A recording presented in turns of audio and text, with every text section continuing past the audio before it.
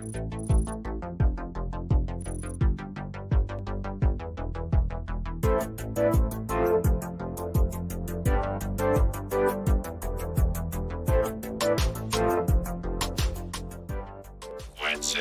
Enginewerks, more than meets the eye. Hey everybody, and welcome to Quentin's Enginewerks. Today is going to be an early bird special, due to some scheduling issues. This was the time that worked out best. We've got a special guest from Konrete Comics, Mr. Jermael Lessey. Jermael, welcome to the show, sir. Hey, how you doing, Quentin? Thanks for having me on. Hey, the pleasure is mine. So I like to warm up with the same question for everybody that just to break the ice and all that. For me, my Mount Rushmore when it comes to all of all the geek fandom stuff, Transformers, G.I. Joe, He-Man, Star Wars. For you, who's on your Mount Rushmore? I would have to say Thundercats. Those definitely. Guyver. I don't know if anybody remembers or ever seen the anime or the movies back in the days. Guyver definitely was a G.I. Joe guy. And because of what it is, Spawn. That's it. Mm-hmm. I get it. Spawn holds a special place in my heart. McFarlane's from my hometown. Okay. Or he went to school. He went to school in my hometown anyway. In fact, I wish Dad was alive so I could ask him, because I'm pretty sure that my dad taught Todd McFarlane how to do computer graphics. Word. One of our family's little claims to fame. That and Dad met Madonna before when she was just becoming Madonna. I don't know if you ever saw that wrestling movie Vision Quest. No, I've never seen it. It's not the best movie. It's not bad. It's not great. It's actually, when you look at some of the people, gosh, I can't remember his last name now. He played Joker in Full Metal Jacket. Oh, Matthew Modine. Okay. He's in it. A very young Forrest Whitaker's in it. And Dad was in it. Okay. Well, now I'm gonna have to watch it. Yeah, Dad was one of the extras in it. And the really messed up thing is because of the era it was in, videos and all that weren't really a common thing. That video from the early 80s is I think the only footage I have of Dad where it's not just a still photograph. Yeah. Anyway, we're moving over from movies back to comics. As a comic creator, how did you get into the game? What made you decide I want to write comics? From a very early childhood, my father introduced me to comic books. I think the first comic book that really got me intrigued was The Death of Superman at my age. It was, and all the different Superman showing up, and that story was just real compelling. But at the end of the day, in our my lifetime, it was that what got me into superheroes. Like, it was just always my dad. The Superman movie with Christopher Reeves, the first Batman movie with Tim Burton as the director, RoboCop, the Terminators, the Predator movies, like all this stuff. And then so I was just a big Batman, Superman fan. And my sister was heavy on Greek mythology, so it's just the storytelling. Then we would go to church, and I think I was more interested in the stories out of the Bible than the actual reason to go to church.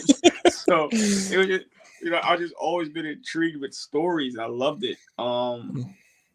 So then in 6th grade, this guy, I can't remember his name, this friend of mine, he introduced me to Spawn.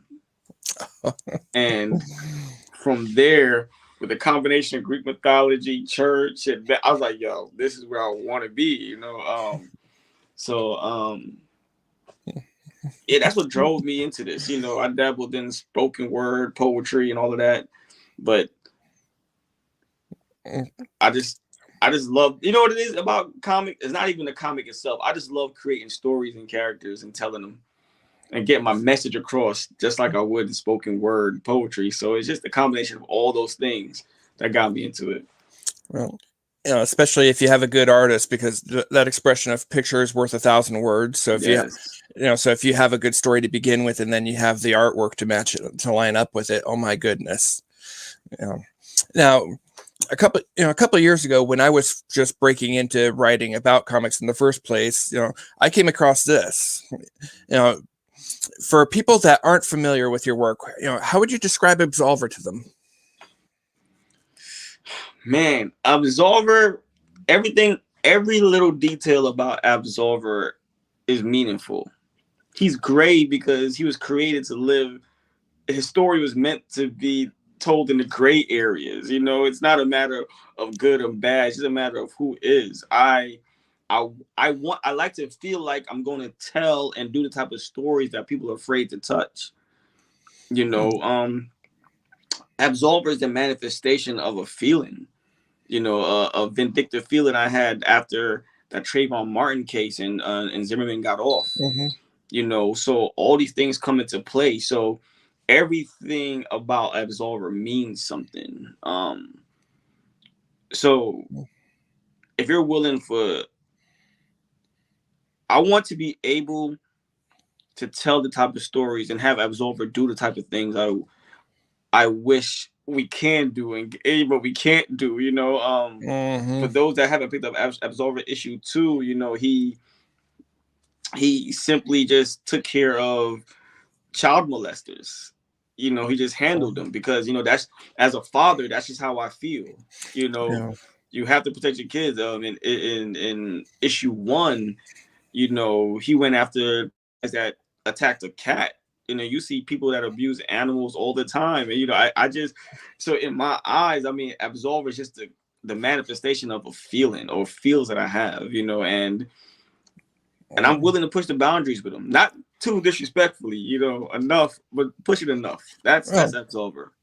And, with regards to, the misfortunes that happen, that happened to pedophiles and child molesters, clearly they tripped and fell down the stairs 10 times. Right. I've got children. If somebody touches one of my kids, I'm beating the living. Anyway, let's try and keep. No, but you know what I'm saying? Because it's like I believe there's a lot of movies and songs we listen to, and we don't just enjoy them because they're good, but there's a lot of things you can relate to. There's, I personally believe like Eminem became big because he was willing to say and do the things that a lot of other artists wasn't doing at that time. He pushed the boundaries in that way. So, we all have to walk around and wear this facade and act a certain way, and then especially nowadays, it's real hard to have an opinion on anything without somebody feeling some type of way. So with Absolver, I want to tell those stories. I want to feel as if any parent feels the way I feel, and that's why I had Absolver do what he did, because that's just how I feel. I never owned a cat, but I owned a dog. I'll feel some type of way if you just want to, abuse my pet. So that's just how I look at it. Well, especially for people that don't have kids, well, I don't care if it's a dog, if it's a cat, that is a specifically picked out child. That is right. Your fur baby. I don't know about you, but personally, there's some times where I like my dogs more than I like most of the people I encounter on a day-to-day basis. Hey, because they're gonna love you to the end of the world. My dog is always happy to see me when I get home. I walk through the door, no matter what, right? I'm happy to scratch my belly, give me a treat, take me outside, let's go to bed. Right. And versus whereas. And you just don't get that kind of, it's rare, the amount of times where you get that unconditional type of love where, from anybody else, random people on the street, that's not happening. No, it's not. So I totally understand, like I say, for people with fur babies, absolutely. So how long, because because I've got I've got Absolver #2 here, and and whenever I write about a book, I put I write when I read and wrote about it on the back of the board, and I wrote about this one kicking off New Year's of 2021. Right.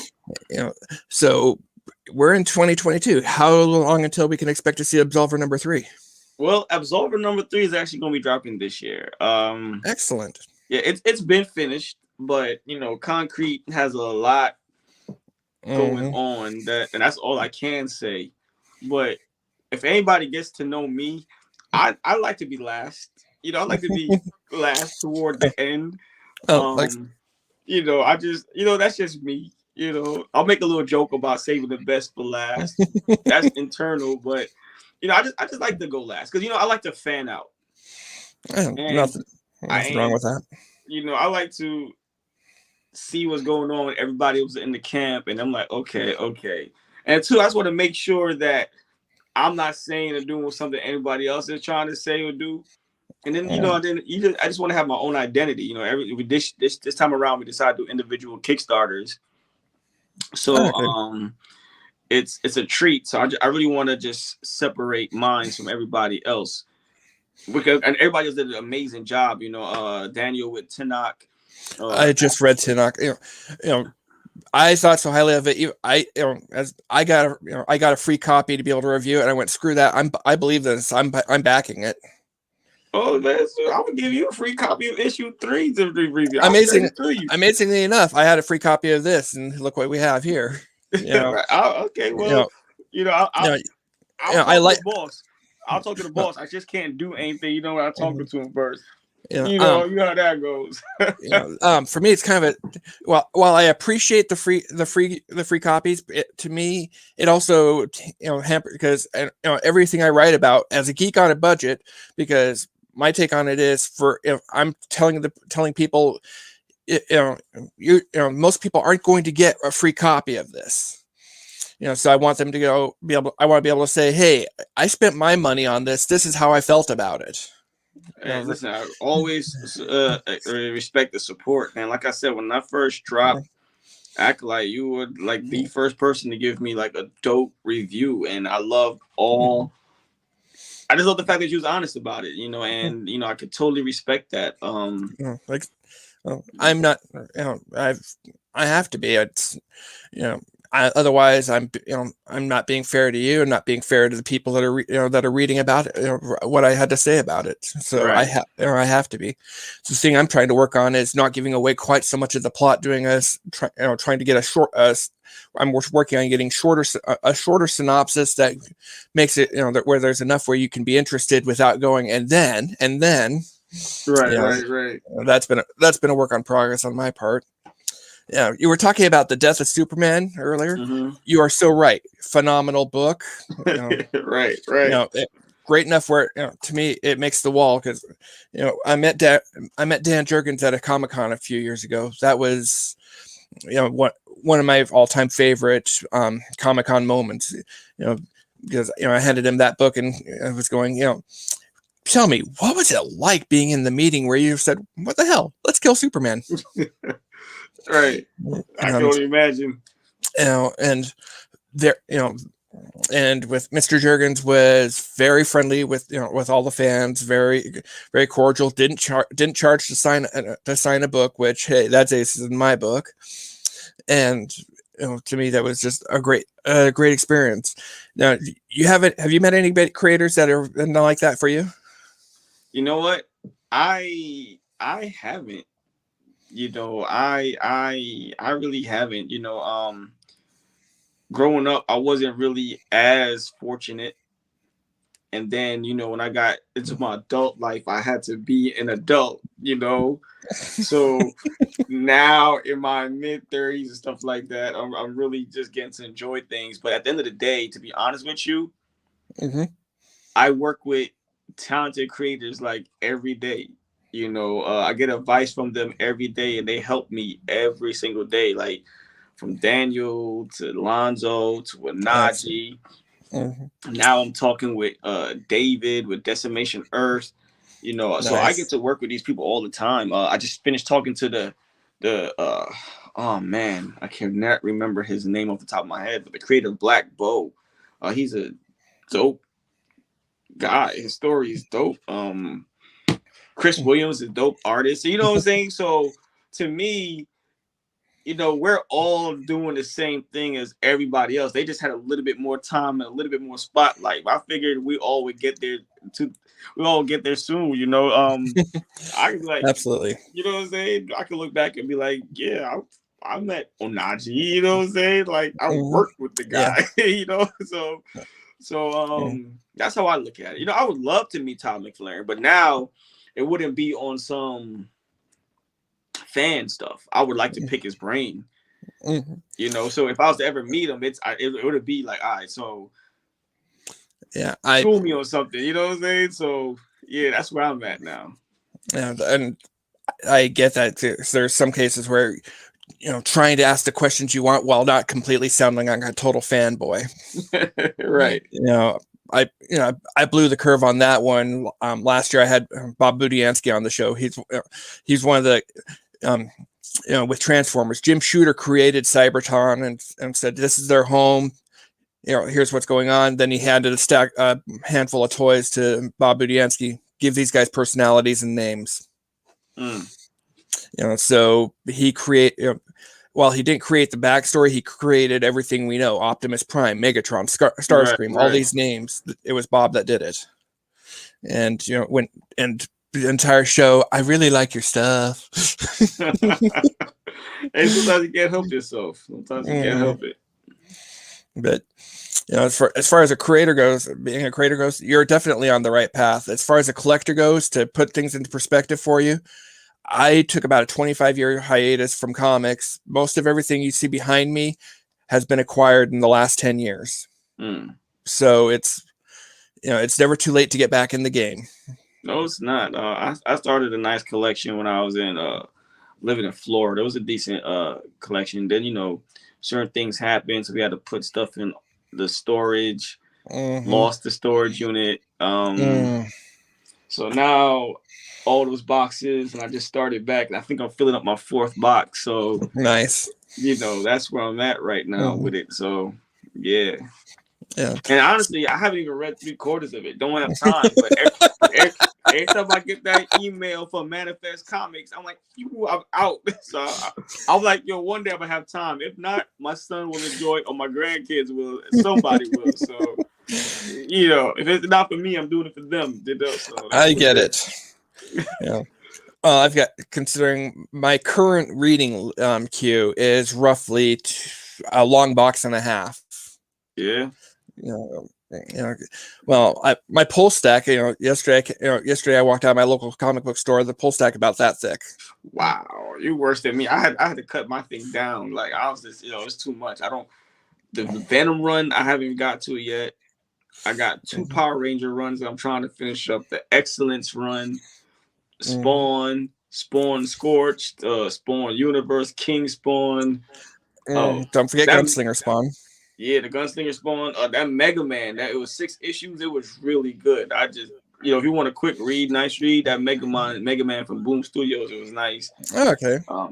The short Miracle Man, like that's a good read right now. It's like 6 issues. Yeah. Isn't that the one Brandon Easton's working on? You know what? I really can't tell you. Like, I'm not the type of fan where I'm like, oh, who's working on this? I just get straight to the reading. Like, I know people go, oh, that's blasphemy, but I'm like, I just get straight to the reading.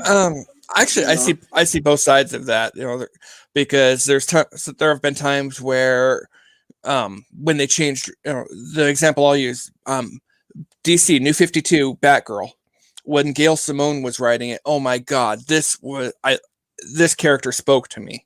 Right. And when Gail left, to me the story just fell apart.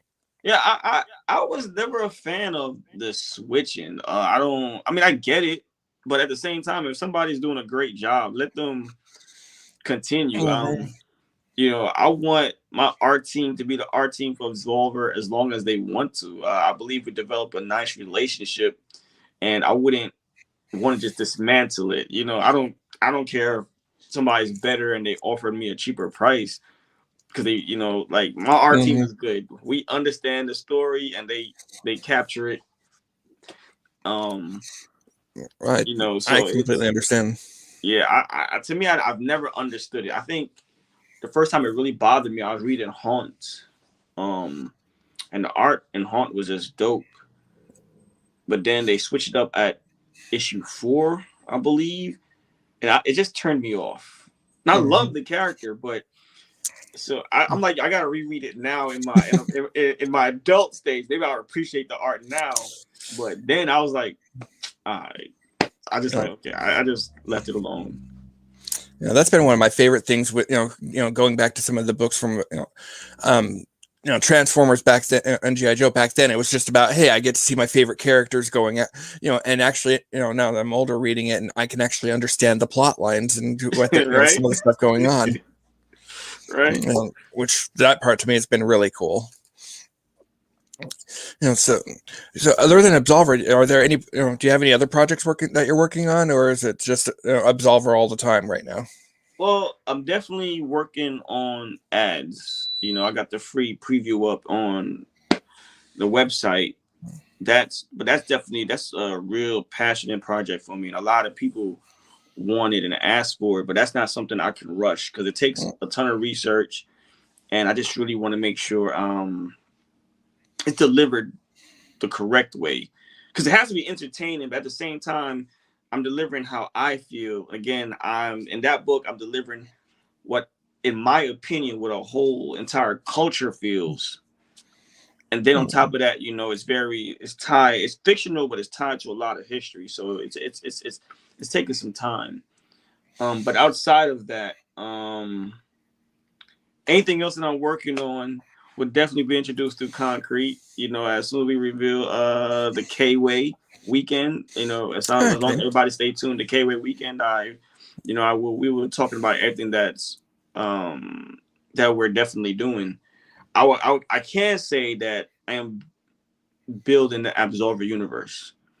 The first couple of books, Excellent. to me, the first couple of books are just very informative. Introducing a mezzo for the first time and trying to get people to understand what is a mezzo is, and it's the supernatural story has been told so many times, but right now I'm trying to. Yeah, I remember after reading the first one, I had I don't remember if it was the first one or second, but I remember reaching out to you and going, I've got questions. Right. And that was having read it and being somewhat familiar. So I, with the supernatural stuff, I definitely see what you're talking about.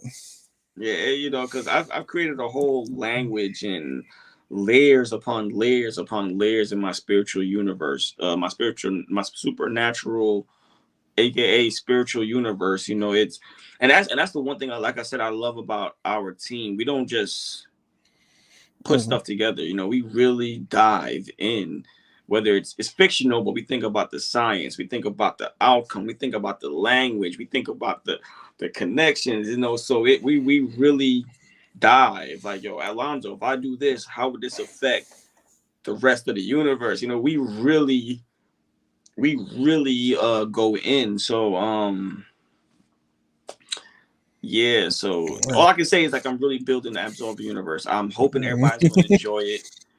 I hope everybody's a fan of Leah, and if you wasn't, you will be after issue 3. That's all I gotta say.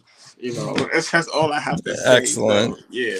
Yeah, I know that's one thing I've noticed with you talking about the time and everything.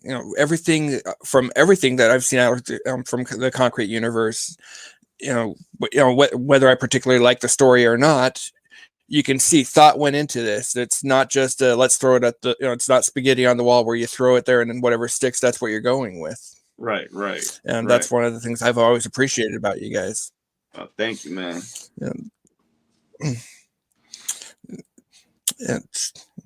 So it's been about 2 years now. When we got this announcement on the news, hey, we're going to take a break for a couple of weeks, and that couple of weeks turned into longer and longer. So of course, talking about COVID, and for it was a unique experience for everybody, for in one way or another. And so for me during that time, I lost dad, but I also got to realize I've got an opportunity to do what I love. What were some of the streaks, peaks, and valleys for you with everything that happened with COVID? As a company, it forced us to look at things differently. The plan was strictly cons and growing and less e-commerce, but it forced us to really focus on e-commerce sales and all of that. It really didn't affect me. Honestly, if I'm being honest, it really didn't affect me. Like when COVID hit and everybody wasn't working, I got 1 week off. And then I went to go pick up some reading material at my job. And I just happened to that was the halfway point. So I just happened to go, and I go inside. I'm like, oh, everybody's still working. So I call my manager. I'm like, yo, this place is a mess. Like, what's going on? And she like begged me, like, Jermael, please, can you just go back to work and you become the manager there, because I can't be on site. I'm like, I don't want to be the manager. Like, you just be the manager, you be on site for me. I'll call you and we'll handle it. I'm like, okay. So I went right back to work. I was fully ready just to take on commission work after commission work after commission work. I didn't want to work, but then from there, so if anything, it wasn't even COVID. What's really, I'm trying to adapt to this overnight supervisor position. It's like really messing with me. So it's COVID. It just, it just showed you who you are as a company. As a company, we're doing fine. We did fine. We did better. We're doing better. COVID didn't bother us. COVID sparked a lot of new ideas, a lot of new businesses across the globe. So I just feel as if anybody should have took advantage of it, instead of, basking the fact that I don't have to go to work and the government's taking care of me. That was the moment of new ideas, new opportunities, so, that's what it didn't really affect me at all, honestly.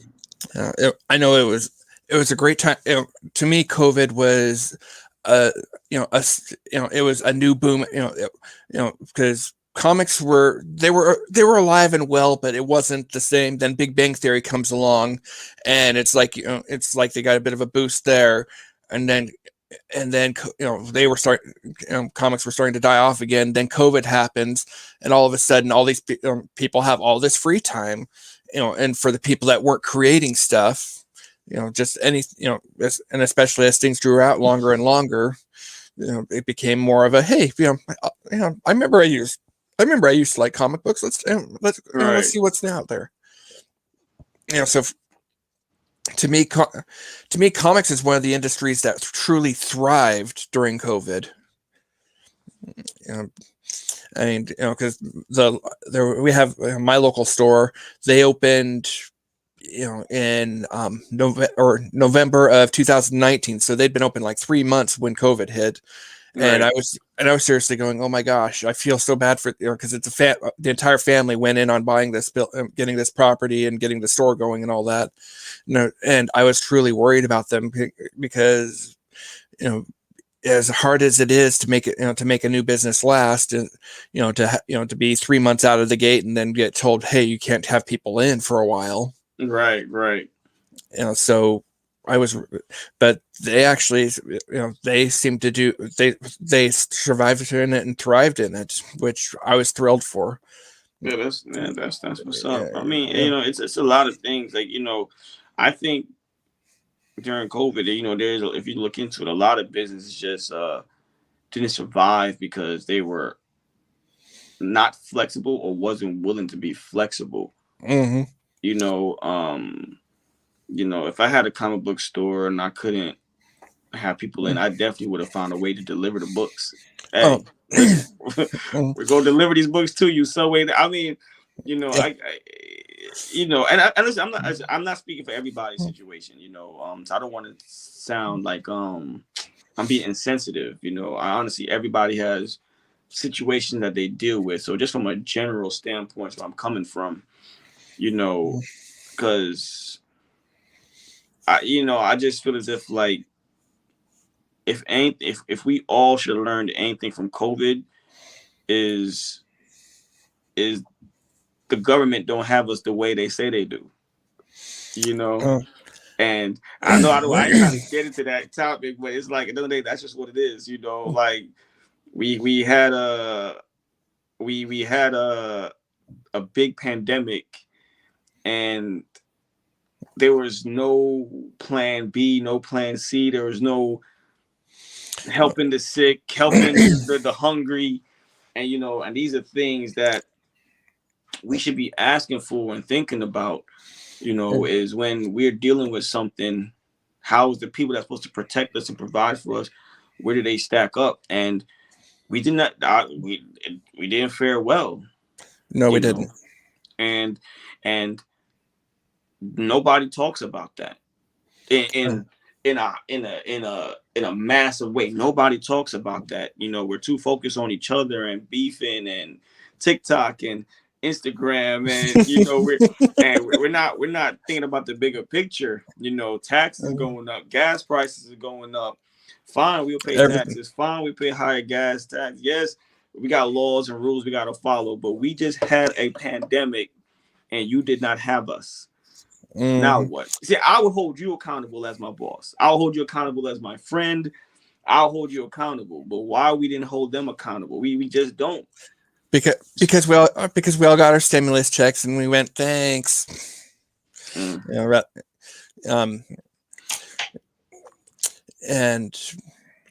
to me, with everything with COVID in particular, it was there were so many different angles to it that it got politicized, and people, and the amount of twists and all that, when you have the leader of the free world saying, using basically a racial slur on it, right, right, and going, this is a hoax. You don't have to take this seriously. It made a bunch of people just instantly go, hey, this, this isn't anything. Personally, and I know, it affects this virus affects everybody differently. I had it, and when I had it, there were about 4 or 5 days where I was going, dear God, let me die.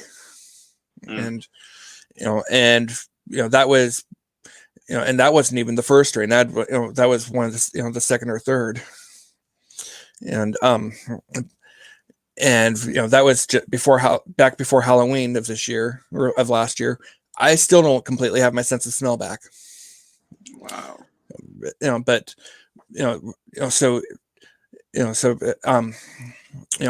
even President Trump got it, and he bounced back instantly. And everybody's going, well, see, it can't be that bad. Trump had it, and look how quickly he recovered. And I feel like going, newsflash, President Trump also has a team of the best physicians in the world that are assigned 24/7 to his well-being. Right. We don't have that. We don't have access to nothing they have, and that's what we have to understand. Like, there's nothing. At the end of the day, man, we're literally in a fight, and it's literally like 20-1, and we're losing.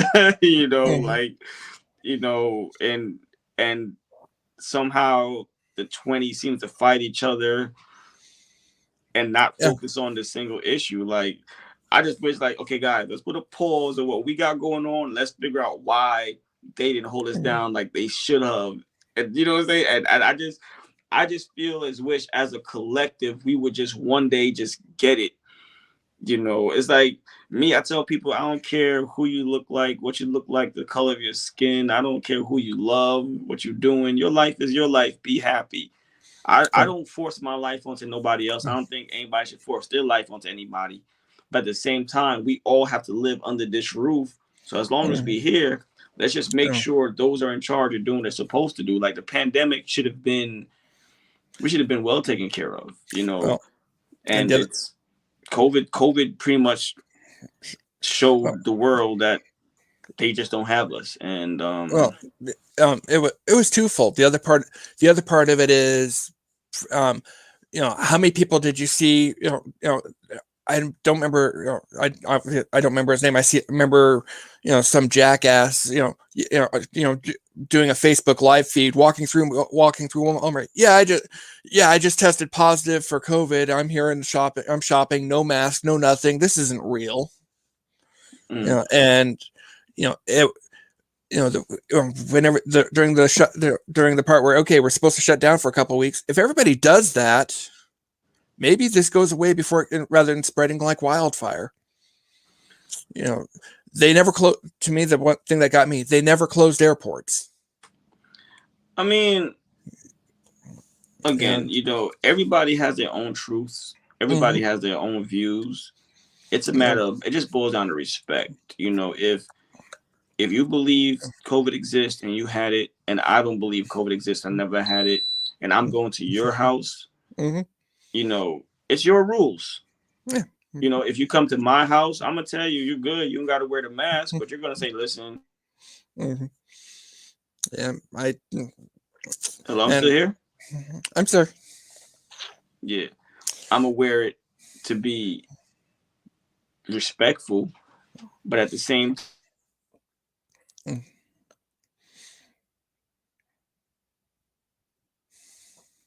to a public place, it's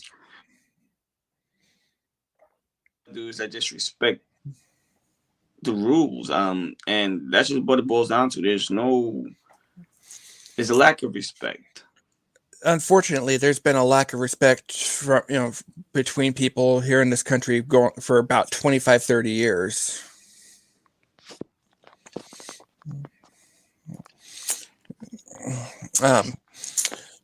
Jermael, your mic's cutting in and out.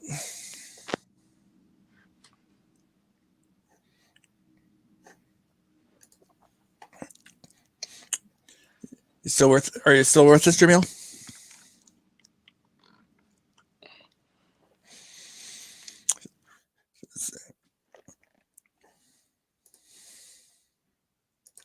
Yeah, I think I lost you.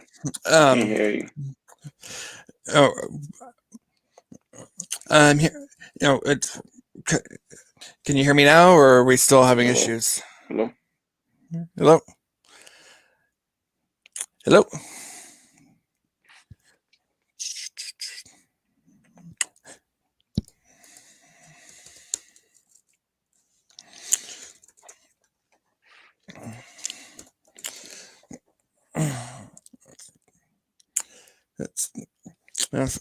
Looks like we're having some technical issues, so we're going to be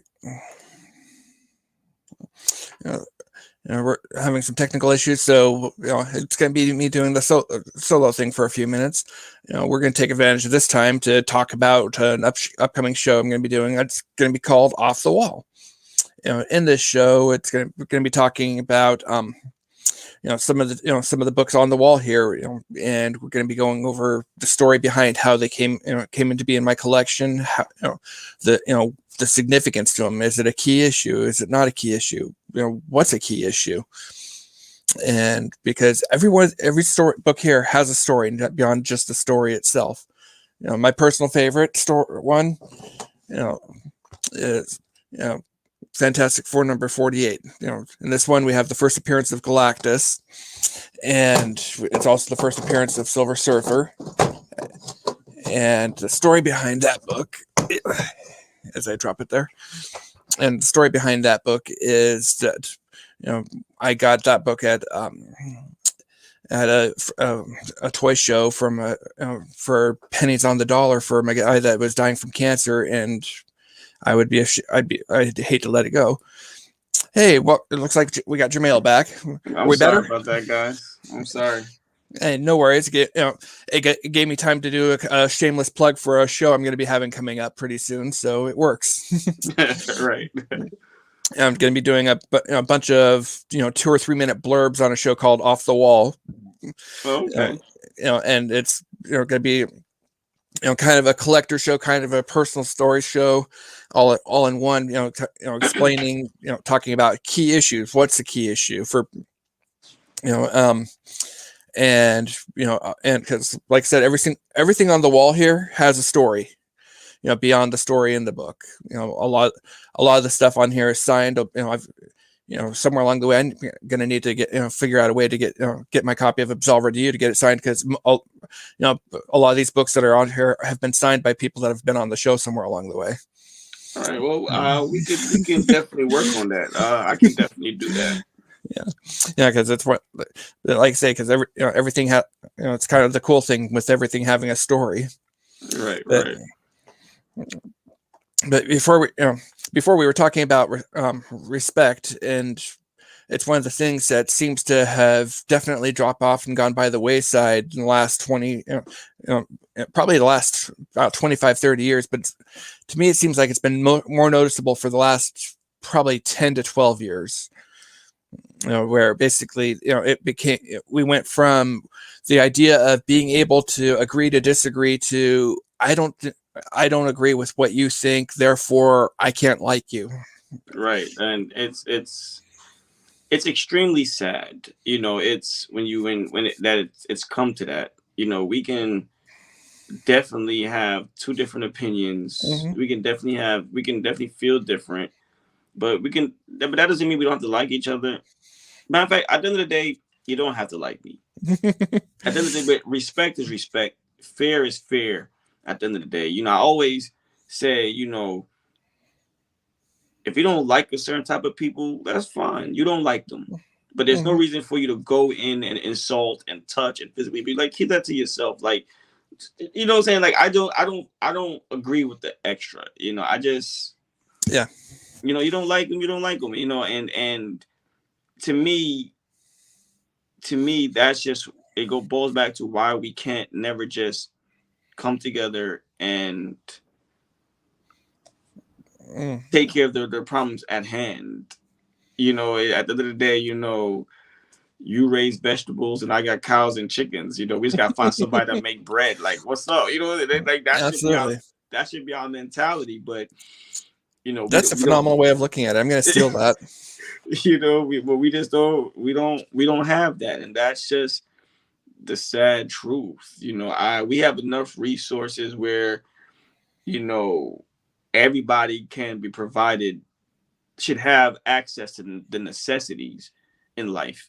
Now, if you want to be extra and go and have a bigger house than you need, I feel like the extra is what people should pay for. Yeah, but we have enough resources where everybody should have the necessities, at least the bare minimum to survive, to live happily. But we can't even get that because of greed and capitalism. Capitalism is just straight greed. A nice way of saying you're allowed to be greedy, and it's just it's sad, man. Like the other day, I filled up my gas tank for like $51. I'm like, yo, $51, that. To me, that's not what. Don't get me wrong. That has me going on. The price of gas going up across the nation has us all going. Oh my gosh! What has me really going? Oh my gosh! How much is a pair of Nikes? Depends on what you're buying. I'm asking because I'm not. I buy a pair of running shoes about every 3 or 4 years, and those are my walking around shoes. And other than that, I wear work boots or sandals. So I don't. So I truly have no idea what the latest greatest Nike basketball shoe. I have no idea how much that goes for. They for. could be $250 down to like $60 on sale. And they cost $150 to make. Even less, depending. $150, $1.50, $1.50. Yeah. I'm thinking like, yeah, I got you. Yeah. And that's the capitalism part there too. Unnecessary markup. If you're making that, if your profit line is that big, take care of your employees. That too. I mean, I was having a conversation with everybody a while back. I said, everybody's worried about the little things today. You know, I said there was one point where if you and your wife made 120,000, 150,000 a year, that was enough to get you a nice house and live comfortably. I said now, I said that's no longer comfort. That's we make it and we're surviving now. So now the new markup is between the both of y'all, you have to make at least $170, $180, 200 just to be comfortable. That's just to be comfortable. And you know, it's like I said, I believe if there's a pair of shoes out there, get the pair of shoes. If you want the $250 Nikes, then get the $250 Nikes. I feel as if we should be at a point where everybody should be able to afford the bare minimum. You know, if I mean, receive the bare minimum. And everybody talk about free handouts, this and a third. But at the end of the day, it's like nobody should be starving. Nobody should be starving. Like, no, there shouldn't be no homeless person with kids out in the streets. And I get it. Some people get there because of their own choices of decisions. But at the end of the day, there should not be nobody should starve. Like I've never understood why that's okay. I've never understood why we make a big deal to go overseas and help everybody else, and you can't even clean up your own backyard. And don't get me wrong, overseas people need help too, but your own backyard needs cleaning, and you worry about somebody else's. Imagine me coming over to clean your yard when my yard is full of leaves. You know, my parents will like whoop my ass. And this is what we doing. Like, we got people starving in our own country, and you worried about elsewhere. Yeah, we're worse than that because around here we got hit with a cold snap where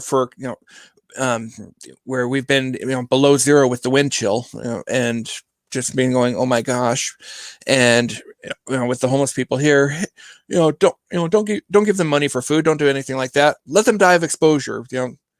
No, I'm sorry. Yes, some of these individuals are in the position they're in because of poor choices. I don't believe those poor choices warrant a death sentence. Right.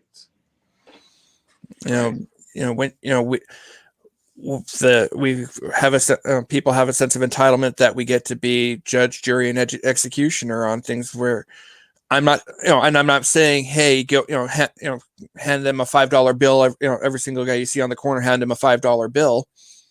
Because I worked at a grocery store that was open 24 hours a day, and about 10 minutes before cutoff, the same guy that you saw doing that in a lot of cases, one guy in particular, I remember I gave him a couple bucks when I was out and about. That night he comes into my store right before we closed, and he's got a case of beer. So, I mean, I always tell people, you worry about what you can do and how it makes you feel. What other people do with your generosity is it's on them, but I didn't mean for it to get this deep and curved. We can get back to the comics. I'm sorry. That's one of the things I love about doing my show. Over the course of the show, did you ever watch 2.5 Men? Nah, I never got into it, man. No. You're not missing. In some regards, you're not missing much. It was a great show in premise for the first couple of years, and then after that, it just became a whole lot of really. But at one point, it's a couple of brothers, and and one point, one of the brothers asked the other, okay, how are we gonna get to from this point to this point? And the other brother goes, I don't know. I guess we'll find out together. That's how the show goes. I've got a little right. I've got a little bit of an idea. Okay, here's where we're gonna, some of the talking points we're gonna go over. And if we go on a tangent, we go on a tangent. And in this regard, I'm not going to apologize for saying, for oh my God, we're on a tangent where we're saying, hey, people, be nice to each other. Right. On that one, sorry, there will be no mea culpa for that. But we can move, start shifting back, and onto more, a bit more neutral topics. you're if I remember correctly, you're in Jersey, right? Yeah, I'm in Jersey. So you're close enough where you can, you can get to get down to Philly, where from what I understand, they wouldn't call it a Philly cheesesteak if it wasn't the best in the world from down there. Am I right? Or Oh man, you gonna have Lonzo kick my ass and all these Philly fans. Listen, we went to Philadelphia and I had a Philly cheesesteak. Man, I loved it. It was good. I love Philly cheesesteaks, and that was my first time having an authentic Philly cheesesteak. Mm-hmm. But there was this place down in Florida in this cut somewhere, and I got Philly cheesesteaks from them, and it's like every time I go to Florida, I have to go down one spot. I don't know what seasoning they use, but it is so good. And they use these sweet peppers with it. And listen, I love Philly cheese. Like now I just want to go to Florida and go to that one spot, So Philly fans and people in Philly and all Lonzo Philly fans, don't kill me. I'm just honest, I can't help it. But they got some good Philly cheesesteaks. I ain't gonna lie. But that one spot though, yeah. I'm sorry, man. I'm sorry. No, there's nothing wrong with having an opinion. In fact, that's why it's everybody should have an opinion and not just say, "Hey, I'm going to say this because I think this is what people want me to say." Hey, to my understanding, they take their Philly cheesesteak and their Philadelphia Eagles seriously. Okay, well, the Philly cheesesteaks, I get that. Those are nationally renowned, very good food. The Eagles, well, let's face it, they play in a division that's referred to as the NFC least. Listen, no comment. No comment. I mean, but again, when it comes to sports, people don't realize how you've got sports people and geek people, both two ends of the spectrum here, right? Mm-hmm. And neither one of them realize how much alike you really are. On the geek side of things, you have all the people, Star Trek versus Star Wars. Mm-hmm. And in football, oh my God, you're an Eagles fan and you're a Cowboys fan. Oh no, it's the same. It's the same thing. It's a fandom. It's a fandom, yes.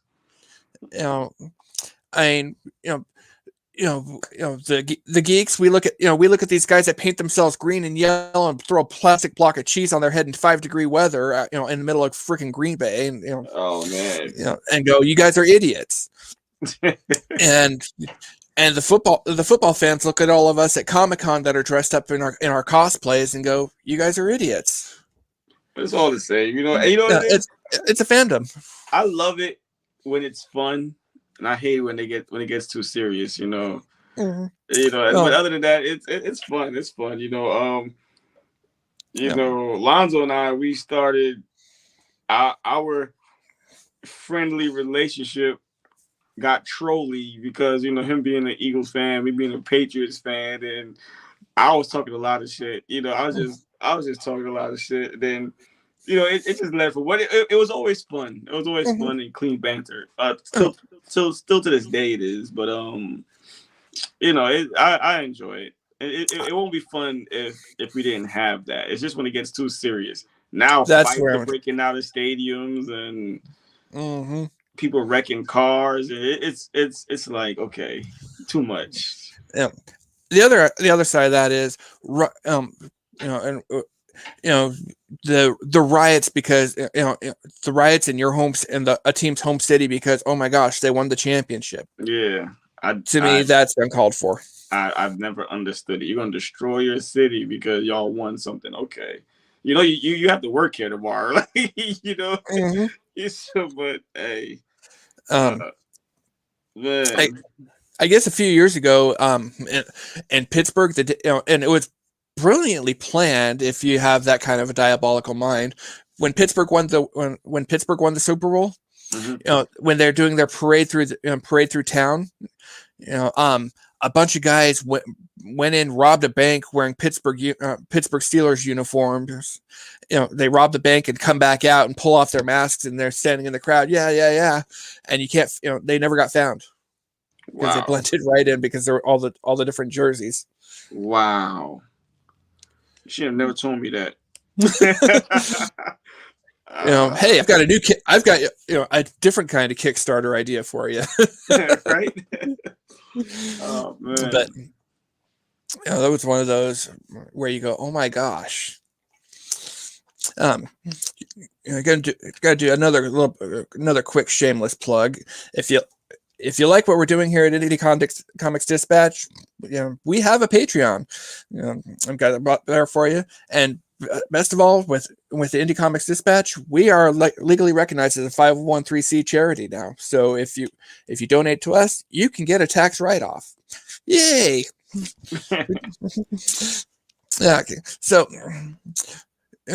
we were talking about fandoms a little bit. One of the biggest fandoms for our generation, I think, Star Wars. Right. And everybody that I have come on the show, I've got what I call the Force board. Where we got all the prequels, the original three, the sequels, and then Solo, Ewoks, and Rogue One. And like if you look closely there, you can see every single person that's ever been on the show, plus a couple of others. They've chimed in on on picking a personal favorite. And it's one of my favorite parts of the show because I've got that, and I need you to tell me where on this board that goes.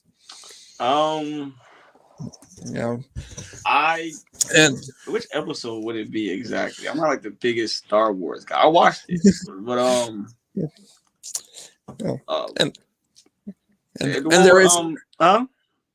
there is no wrong answer. I will, I welcome everybody's opinion. I will ask why though. You know what?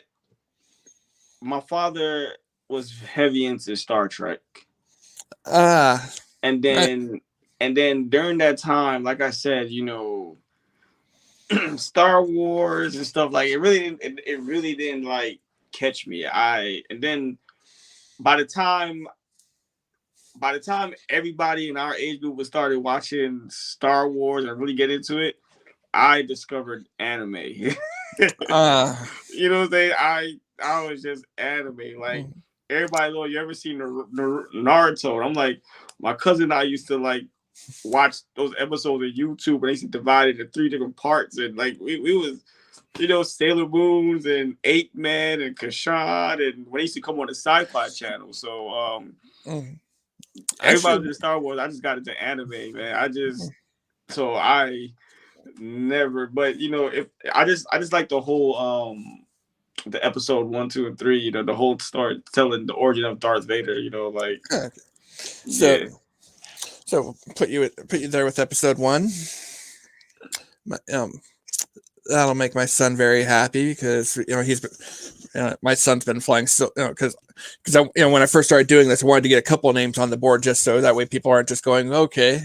Right. So I had my wife, kids, and a couple of my best friends throw their names up. Well, it was definitely episode 1, man. They telling the story of Darth Vader, and if anybody know me, I'm a big fan of the dark side. I like dark side. Seems fun. I can't. Well,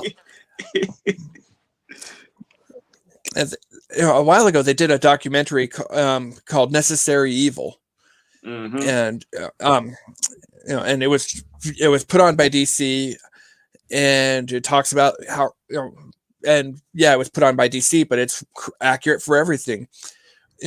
We need the bad guys. Without the bad guys, okay, Superman was just there flying around Metropolis and nothing happened. And Batman spent all night walking, patrolling the streets of Gotham, and nothing happened. Without the villains, we don't have stories. No, you don't. You really don't. And that's one of the things that people don't realize when they, don't get me wrong. There are different levels of villains. You've got some that are diabolical and great and wonderful, and then there's others where, where you feel like going, okay, that's your weakness. doing, you mentioned Thundercats earlier. Love Thundercats. I have a figure of Slythe on my shelves. Right. But you've got Mum-Ra, this the one of the most badass looking villains ever created. He's got magic. He's ripped. He can do anything. But oh my God, he saw his reflection. He's out. I mean, to me, it's like it makes sense. It's like when you give somebody everything, what can you do?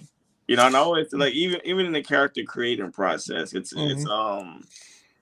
all right. I tell everybody you can make your character whatever you want, but you got to have the balancer, and my favorite rendition of Superman ever was the Man of Steel. Yeah, because he died in that one. That's why it's my favorite. He was able to keep him 100% Superman, but made him human at the same time. And it was a great story because, I think growing up, or when you get into the comic business, they say it's hard to write for characters like Superman. Well, that's because you focus on this one side of him when there's a whole world to tell. So, to me, I just feel like Mum-Ra, I think I kind of like the reflection thing. But at the same time, a story like that was too early. We like to say it was way ahead of its time. That's kind of selfish for us to say, but I think now, if it was to be told or it was invented now, I think it'll make more sense because we dive into origins and lore and all of that now. So it probably would make sense. It probably would have a deeper meaning behind it, like. Maybe that's what killed him. It was his reflection, and there's a lot that'll go into it now. So I kind of dig it. If it had a deep lore behind, I dig it. But real quick, back to the villains. I love the villains where you like, okay, I see that, I get it. I understand. That's the kind of villains I like. The ones whereby. Is he really bad though? Like if you think about it, I like those type of villains, For me, I want a villain that's relatable. That's where I absolutely love Harley Quinn for that because basically her story is she's on this path to stardom as a renowned psychiatrist and meets a guy who gets in her head and. If you take away the name Joker from it, got into a bad relationship, knew it was a bad relationship, and couldn't help herself. Right. And it just pushed her over the edge. The fact that we, because we call it Harley Quinn and Joker, how many times do you hear about stuff like that in society, though? That is true. That is true. Where you're wrong for me. I know you're wrong for me, but I can't. And damn it, I can't help it. I still love you. Right. That's true. It's true, and that's the thing. When you write these stories, you find ways to make, serious, truthful, relatable things in this world, fictional and enjoyable at the same time, and you don't think twice about that. And that's the art of comedy. If I can teach you through laughter, then it's and that's how I always say, it's not about just writing a comic book. We have a responsibility. I tell people we have a story to tell. We should be able to look back 10, 15 years from now. My son will be able to go back like, dang, Dad, y'all really went through this kind of stuff. I'm like, yeah, we did. Think about the comics that was written and drawn out during World War I and II. Like, they really experienced that then, and we have a responsibility. We have stories to tell, and and I really hope that and along those lines, the stories about Trayvon Martin, George Floyd, things. It worries me that things like that are getting buried. Jeff Epstein's being everything. yeah, he hung himself in prison. Bullshit. Yeah, bullshit. But it worries me that these stories are going to get buried, and and especially with the way that sorry, I know we're getting back on a little bit more serious. You good. The amount of stuff where I don't want that. I don't want this history lesson being taught because it makes me uncomfortable. It needs to make you uncomfortable. If you're embarrassed about it, maybe it shouldn't have happened, and so it's make it a teachable moment. Well, again, the question is, how do we get back to that? And we got to get back to the fact where, again, it boils down to respect. I respect your opinion. I respect your feelings. And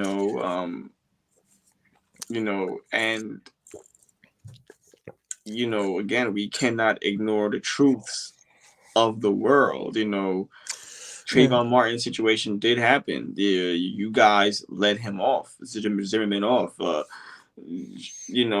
Child molestation and rape and kidnapping for prostitution. This really happens, and it happens at a high number, at a high rate, and it happens.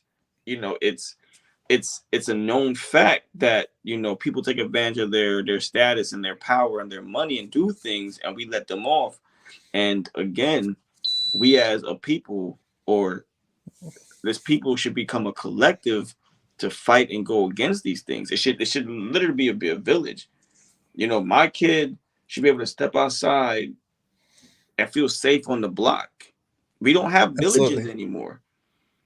We don't have, hey man, so across the street, can you watch my son real quick? We don't have that village. We have kids raising kids, and they're irresponsible. And it's, this is where we're at. It's moms think moms are on OnlyFans, and it's okay. Like, and listen, you do this. I don't mind. You do what you got to do, but one day you're gonna get old. Your kids are going to see this. Your kids are going to have friends. That's the big thing. Because when I worked at an airport, people talking about, I'm going to Vegas. Hey, what happens in Vegas stays on YouTube. You're right. And now World Star and everything else, and exactly. So, and the point you brought up, okay, right now you either don't have kids, or your kids are so little that who knows. But for me that's at home. But about 3 weeks ago, one of my kids went over to hang out with an old family friend, and they went through, they scrolled back through my Facebook page for the last 10 years, so they could see all the old, so he could see all the old pictures and growing, and all that. And there's stuff where I'm going, okay, maybe, and that's when the light went on for me that maybe I should be a little bit more careful about what I put out there, because if my kids see it. Yeah, and I get it. Live for the moment, live for today. You're only young ones. I get all of that, but it's to a degree, it's to an extent, and I don't know. I just feel as if like life can be so much easier, if we just did these little things, man, and that's what it boils down to. Why take away greed and emphasize the concept of, hey, be kind to one another, and we've got one of the best countries in the world. Right. I mean, listen, I never stop anybody from getting theirs. Get your hustle on, do what you gotta do, but at some point, understand that other people need to eat. If somebody has to starve in order for you to have more than what you need, there's a problem. Then that's the problem. That's the problem. And there's nothing. There's no other way of looking at it. There is none. The same emphasis they put on the vaccination, I feel as if, okay, people are dying from the flu at high numbers every year as well. People are dying from diabetes and heart attack. I mean, put the same emphasis toward everything else. We have the means. And anybody that argues that we don't, they don't study and really look into these things. And you got to look deeper than surface level information. You know, it's there. So again, it's just, I'm just gonna say, man, the world is being ran by fucked up people, and now kids are being raised by fucked up individuals. So now we just have a whole cesspool of fucked up shit. This is where we're at right now. Yeah. So tomorrow is literally scary because you know what's happening today. Yeah. There was a time where maybe tomorrow will be scary, but now tomorrow is scary. Like, we do not know what the future is going to have. It's just getting it's getting worse and worse. I can't, from the time we cannot have an opinion about anything, it was over. It's over. Unfortunately. Yeah. Did you ever see I'm not sure if did you ever see that movie Idiocracy? Is it with that guy? What's his name? Is it with Owen Wilson's brother? Oh, am I thinking of another movie? I don't recall. I'm really bad on when it comes to names of actors and actresses, unfortunately. Basically, this guy, is supposed to do some sort of military experiment, and ends up sleeping, being cryostasis for a couple hundred years, and when he wakes up, he's the smartest person on the planet, and it's just this average guy. I think I know. I think it's the same movie. I think we're talking about the same movie. Mm-hmm. And you don't even have to watch the whole movie. You watch the first 3 minutes leading up to the opening credits, and that's a lot of what's gone wrong with our country. Mm-hmm. The concept of being, just be smart. Be smart. You think your actions through. You can live in the moment, but think about your actions. Right. So moving back over to comics again, while you were working on Absolver, did you guys have you have any fun anecdotes from while you were working on that? Any moments where was an aha moment, or just it made you laugh and gave you a brain inspiration at the same time?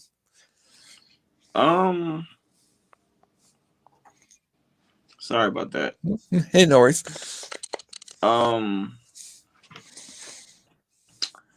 Not that I can think of and or recall. Like, no worries. Not that I can think of. Not at all. I'm sorry about that one.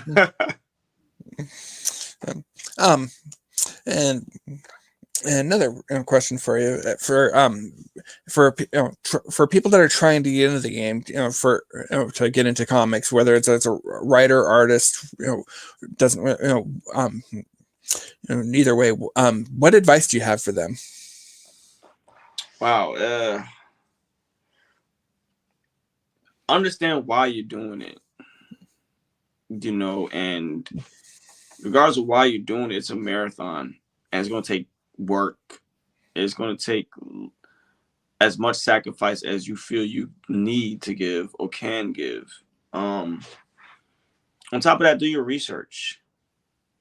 One thing that stands clear with us is, I know why I will go in a comic book store and purchase a comic book. So do I feel the same way about the product I'm delivering? So it always boils down to, like, if you would invest or give your money away for something, you got to make sure people are getting the same thing in return. I understand art is very subjective. And there's a ton of art styles. But you got to ask yourself a question. If I was to drop this book and put it next to one of my books that I have in my house, does it stand close? Is it better? And I'm not saying Marvel and DC and is the standard, because like I said, we just said art is subjective and everything like that. But at the same time, you have to understand, would you spend the same $15 on this book, because the indie book, even though you spend $3 to $5 on your favorite comic book, and anything you do, well, just research it, understand what you have, understand what you're trying to do, and really take your time to cultivate what you're doing, and understand, like, you can't reinvent the wheel as well. A lot of people are worried about similarities to projects and stuff like that. At the end of the day, Thor, the idea of Thor doesn't even belong to Marvel. You know, anybody could create a Thor story actually. But the thing is, are you going to tell the same Thor story as Marvel? You're going to make it yours, you know? And you can't reinvent the wheel. You just got to take whatever concept you have and make it yours. Twist it. Absolver foundationally is nothing you've never heard of before. Ghost Rider, Spawn. I think Bill, what's his name? Sinkwix? No, I can't remember his name right now. But, you know, man dies, man comes back to life to fulfill missions. You know, it's been told. But I dove in and tried my best to make it my own. So, you know, my advice is, you know, just be you, be comfortable, be content, and understand what it is you're trying to put out and what you're delivering. You know, so that's that. Yeah, I'm glad you brought it up with the, you know, for this small press publishers, how a comic book from you guys is going to run between $8 and $12.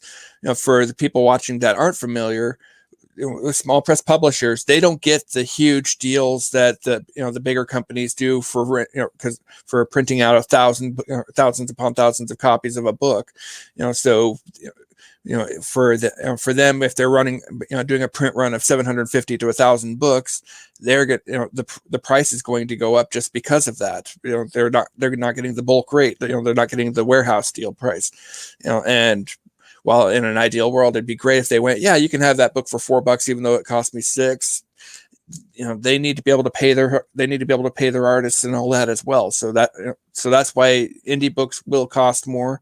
But you're also going straight to the source, you know, as far as paying goes, rather than feeding a corporation. Right. You know, and Dale Briggs had a great question. You know, is creating a hero's Achilles heel or a linchpin easier or harder than creating the hero itself? Again, it depends. So for me, I think about the character itself. So if I want him God level abilities and this and the third, then he needs to have some kind of mental and emotional imbalance. You know, then you got to bring in the human side of him, you know. And the one thing I stay away from is the Superman problem, where it's always Lois Lane or Kryptonite. You know, it's always that, you know. You know, and stories can make, you know, story plots and everything can be the Achilles heel. You know, let's say your character doesn't have a weakness, then what is the mental emotional imbalance? You know, maybe something makes him weak emotionally. Maybe, you know what I'm saying? Like, so like I said, maybe Mum-Ra and looking in that, seeing his reflection. So to us, oh, that's stupid. It don't make no sense. But now if you add some lore and some understanding to his past life, like maybe it's tied to something in his past life, you know. So yeah, I just really think about that. I think the easiest character to create would be anybody that's like a Batman type of character, because they're human. So of course, bullets, knives, anything can hurt them, you know. So it just you know, or you look at it from an elemental standpoint. Okay, my character is fire. Well, obviously water. You know, cut off the oxygen. You know, and that's what you do. So it's like, okay, my character has psychic abilities. Well, of course, the Achilles heel will have to be anything mental, and you make them weak physically somewhere. So, you know, of course, they can stop a bullet or push a person back, but then story-wise, you write in how bullets can get to them, or somebody can sneak up on them. You know, it's the fun puzzle. It's the fun puzzle. Honestly, that's why I love the character creation process. It's fun to figure out. That's why Juggernaut wears that big the dome thing. It makes right. It, you know, so Professor Xavier can't. But I do like that.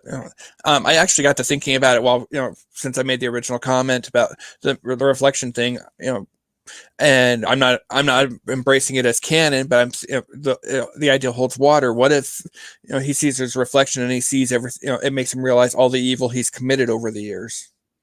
Hey, but, maybe and I don't know. I'm just throwing that, lobbing that one out there.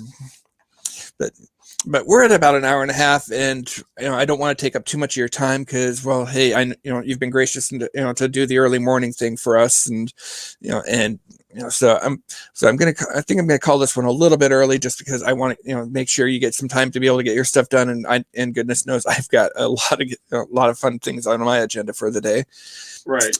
Because I love my wife and I've got a honey-do list. So.